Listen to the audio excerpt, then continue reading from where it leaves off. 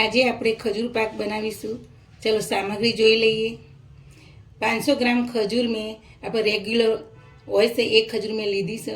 Cut કરી નાખ્યા, ઠીલિયા કાઢીને અને ઝીણા ઝીણા કટ કરી લીધા છે.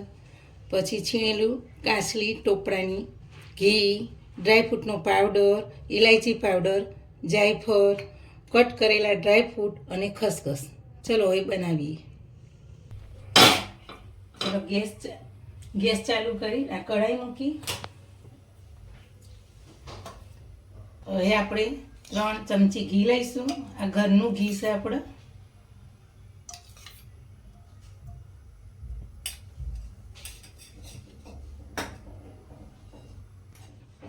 હવે ઘી ગરમ થઈ ગયું છે. હવે આપણે અંદર કટ કરેલી ખજૂર નાખીશું.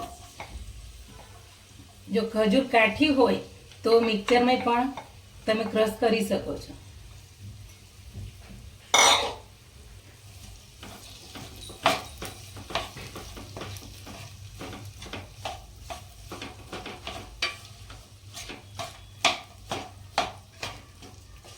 ધીમા તાપે 10 મિનિટ થવા દઈશું આપણે ખજૂરના.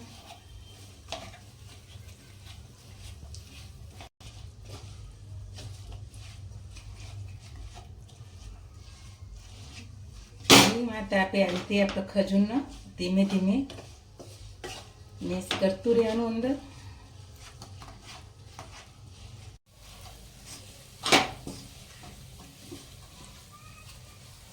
હવે જો આપણી ખજૂર સરસ મેશ થઈ ગઈ અને ઘી છૂટું પડી ગયું. હવે એની અંદર આપણે મસાલા કરી દઈએ. બધા જે ડ્રાયફ્રૂટને બધું નાખવાનું છે. આવા ટાઈમે ટોપરાની છીણ પહેલાં નાખીએ, એ થોડી અંદર શેકાઈ જાય અને મિક્સ થઈ જાય. ટોપરું અંદર શેકાઈ ગયું છે. હવે ડ્રાયફ્રૂટનો પાવડર નાખીશું, જાયફળ પાવડર નાખીશું, ઇલાયચી પાવડર નાખીશું 1 ચમચી, થોડી ખસખસ અંદર નાખીશું. હવે બધું મિક્સ કરીશું.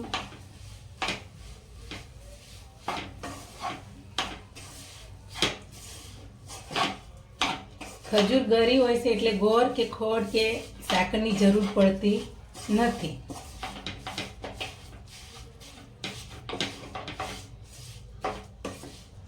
જો આપણે બધું સરસ મિક્સ થઈ ગયું છે. હવે ગેસ આપણે બંધ કરીશું.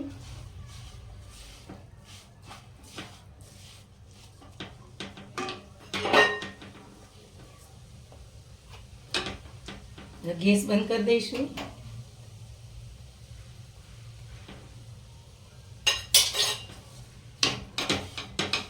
હવે આપણે થાળીની અંદર ઠારી દઈશું. આવી રીતે ઠારીને વાટકીની મદદથી આપણે સરસ પાથરી દઈશું ખજૂર પાકમાં.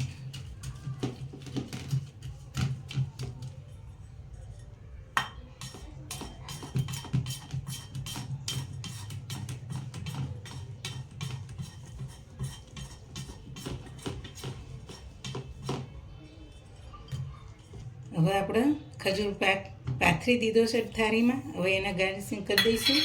ખસખસથી પહેલાં આપણે ડેકોરેશન કરીશું એના ઉપર. પછી ડ્રાયફ્રૂટ નાખીશું કટ કરેલા.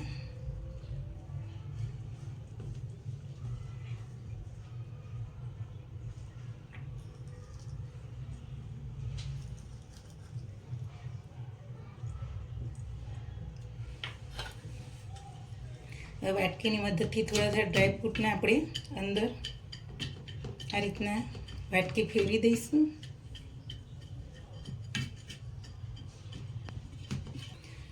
હવે આપણે આને 10 મિનિટ ઠંડુ થવા દઈશું. પછી ચપ્પાની મદદથી કટ કરીશું.